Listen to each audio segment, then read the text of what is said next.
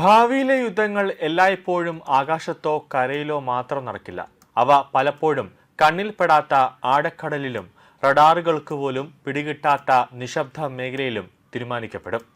അതുകൊണ്ട് തന്നെ ലോകശക്തികളെന്ന് ഏറ്റവും കൂടുതൽ നിക്ഷേപിക്കുന്നത് അന്തർവാഹിനി ശേഷിയിലേക്കാണ്.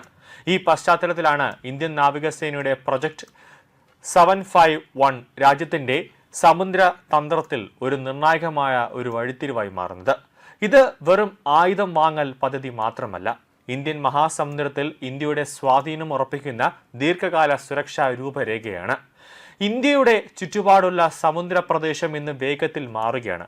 പാകിസ്ഥാനുമായി തുടരുന്ന സുരക്ഷാ വെല്ലുവിളികൾ, ചൈനയുടെ വളരുന്ന നാവിക സാന്നിധ്യം, ഇൻഡോ പസഫിക് മേഖലയിലെ ശക്തി പോരാട്ടം, ആഗോള വ്യാപാര പാതകളുടെ സുരക്ഷ എന്നിവ എല്ലാം ചേർന്നാണ് പുതിയ സാഹചര്യങ്ങൾ രൂപപ്പെട്ടിരിക്കുന്നത്.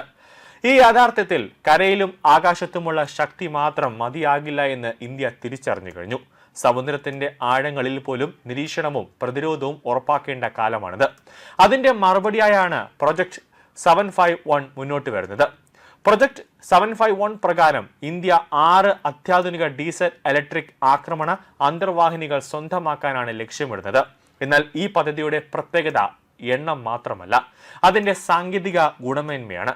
നൂതന സെൻസറുകൾ, ആധുനിക ടോർപിയോഡുകൾ, ദൂരപ്രാപ്തിയുള്ള മിസൈലുകൾ, മെച്ചപ്പെട്ട സെൽത്ത് സവിശേഷതകൾ, സമകാലിക യുദ്ധ മാനേജ്മെന്റ് സംവിധാനങ്ങൾ എന്നിവയൊക്കെ ഉൾക്കൊള്ളുന്ന പുതിയ തലമുറ അത് സബ്മറൈനറുകളിലായിരിക്കും ഇവ ഉൾക്കൊള്ളുന്നത്. ഇന്ത്യൻ നാവികസേനയുടെ നിലവിലെ ശേഷിയെ ഗണ്യമായി ഉയർത്താൻ ഇതിന് കഴിയും. ഈ പദ്ധതിയിലെ ഏറ്റവും പ്രധാന സാങ്കേതിക ഘടകം എയർ ഇൻഡിപെൻഡന്റ് പ്രൊപ്പൽഷൻ സംവിധാനമാണ്.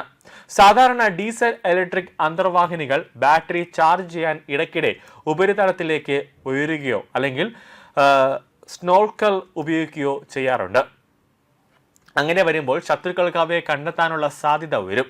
എന്നാൽ AIP സാങ്കേതിക വിദ്യ ഉപയോഗിക്കുന്ന സബ്മറൈനറുകൾ ദിവസങ്ങളോളം വെള്ളത്തിനടിയിൽ തുടരാനുള്ള ഒരു കഴിവുണ്ടാകും. അതായത് കൂടുതൽ നിശബ്ദത, കൂടുതൽ ദൈർഘ്യമുള്ള ദൗത്യം, കൂടുതൽ രഹസ്യ സ്വഭാവം. യുദ്ധ സാഹചര്യത്തിൽ ഇതൊരു വലിയ ശക്തി വർധനവായി കണക്കാക്കപ്പെടുന്നുണ്ട്. P751 I എന്നത് ഇന്റർനാഷണൽ എന്നതിനെയാണ് സൂചിപ്പിക്കുന്നത്. അതായത് പദ്ധതി പൂർണ്ണമായും ഇറക്കുമതി അധിഷ്ഠിതമല്ല, പൂർണ്ണമായും ആഭ്യന്തരവുമല്ല. വിദേശ സാങ്കേതിക വിദ്യയും ഇറാൻ നിർമ്മാണ ശേഷിയും കൂട്ടിച്ചേർക്കുന്ന തന്ത്രപരമായ പങ്കാളിത്ത മാതൃകയാണിത്.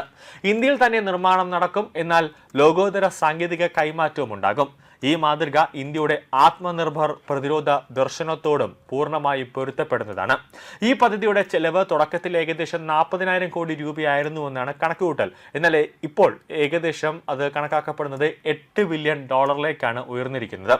ഉയർന്ന സാങ്കേതിക വിദ്യ, ദീർഘകാല പരിപാലന സംവിധാനം, ആയുധ സംയോജനം, പരിശീലനം എന്നിവയെല്ലാം ഇതിൽ ഉൾപ്പെടുന്നതിനാലാണ് ചെലവ് വർദ്ധിക്കുന്നത്. എന്നിരുന്നാലും ഇത് ഒരു ചെലവല്ല, ഭാവി സുരക്ഷയ്ക്കുള്ള നിക്ഷേപണമായിട്ടാണ് പ്രതിരോധ വിദഗ്ധരുടെ വിലയിരുത്തൽ. ജർമ്മനി ഇനി പദ്ധതിയിൽ പ്രധാന പങ്കാളിയായി ഉയർന്നു വരുന്നതും ശ്രദ്ധേയമാണ്. ജർമ്മൻ പ്രതിരോധ സാങ്കേതിക വിദ്യ ലോകത്തെ വിശ്വസ്തതയ്ക്കും ഗുണമേന്മയ്ക്കും പേരുകേട്ടതാണ്. അങ്ങനെയാണ് പ്രതിരോധ മന്ത്രി രാജ്നാഥ് സിംഗ് ജർമ്മനിയിലെ ThyssenKrupp മറൈൻ സിസ്റ്റം സൗകര്യം സന്ദർശിച്ചതും അതോടൊപ്പം തന്നെ സഹകരണം അന്തിമഘട്ടത്തിലാണെന്ന് സൂചനയും നൽകിയത്.